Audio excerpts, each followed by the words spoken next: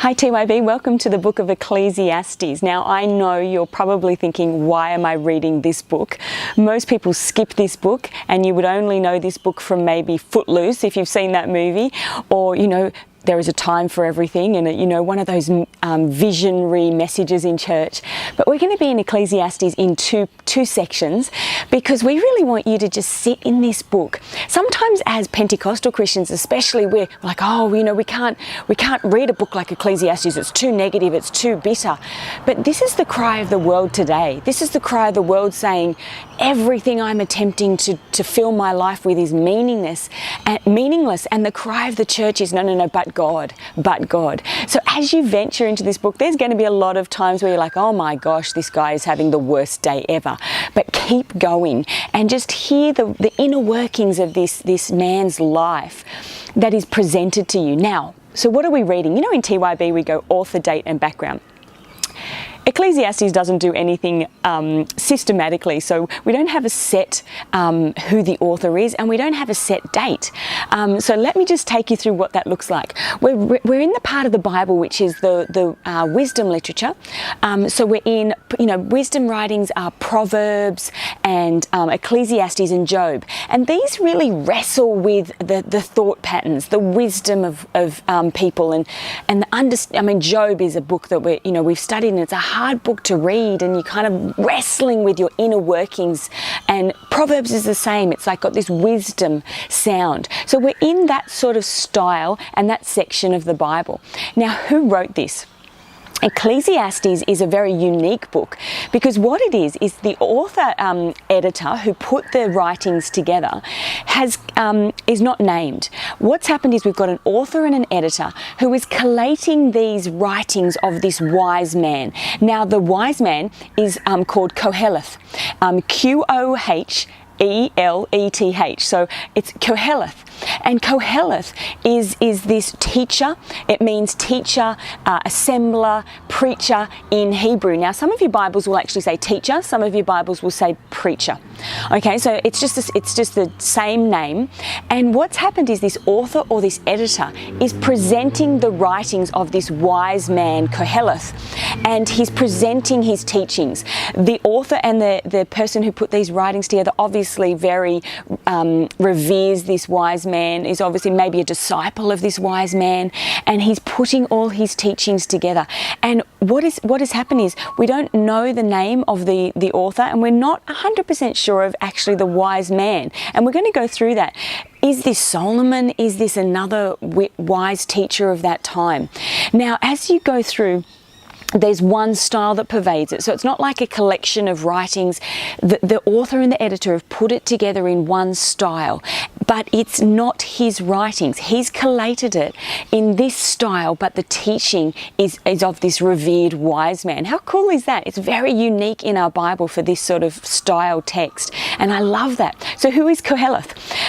There's some evidence when you read Ecclesiastes that this is Solomon, and the evidence is, in one it says, the words of the teacher, son of David, king in Jerusalem. So we would go son of David, okay, Solomon, king in Jerusalem. It says in 1:12, I, the teacher, was king over Israel in Jerusalem. So we've got this sound that maybe it is Solomon, and maybe it's his writings, like we've got in the other books of the Bible. Maybe this is a collection of Solomon's writings. But son of David is a term that is quite general.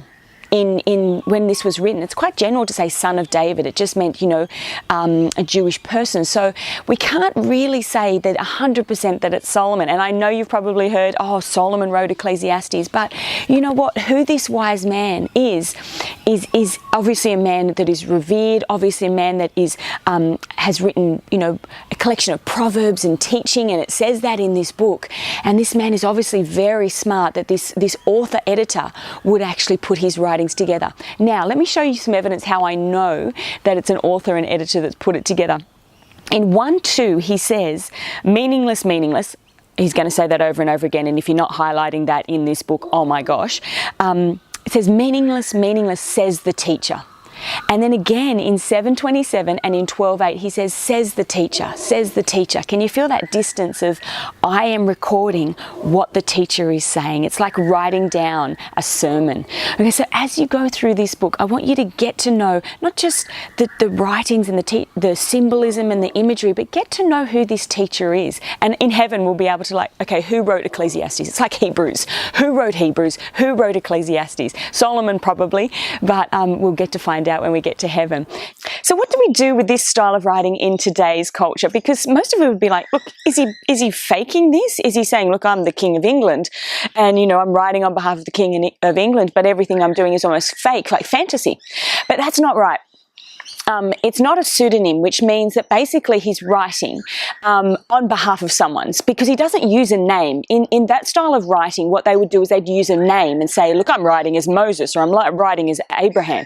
No, he doesn't say, actually, Solomon, the name Solomon's not mentioned in the book, so it's not that style of writing. What it is he is presenting the wisdom of this man in an incredibly creative way, almost like a narrator saying, this is what he's saying. And it's absolutely a great read. Now wrestle with the negativity of this. You know what, as I read this, and we're going to address this in the dives, it's not anti-Pentecostal. What it is the wrestling of someone's mind, and he's going through all these different things, and he tries out, it says, I undertook great projects and built houses, and that was meaningless, and wine meaningless, and sex meaning, and he's trying everything he can with his eyes to satisfy his life. And time again, he's wrestling with this. I'm trying all of these things that I can see to satisfy my life, and it's all meaningless. It's all the chasing of a wind. It's all nothing. But you know what? Throughout this book, you get this beautiful sound of God. But God, there's these beautiful moments. Let me read you some, where he says, I love this. It says, I know that everything God does will endure forever. Nothing can be added to it, and nothing taken away from it. This beautiful sound of wrestling. You know that thought where you're wrestling with your thoughts and negativity and seeing righteous people and unjust circumstances, and then but God, because ultimately he lands every time, and at the end that God is the wisdom. And like it says in Proverbs, the beginning of the fear of wisdom, the fear of God is the beginning of wisdom. So we're wrestling with things in this wisdom literature. Jump in, really sit in the metaphors, highlight meaningless, he repeated terms. We're going to go through that in the snapshot next week. Start Ecclesiastes and have a ball.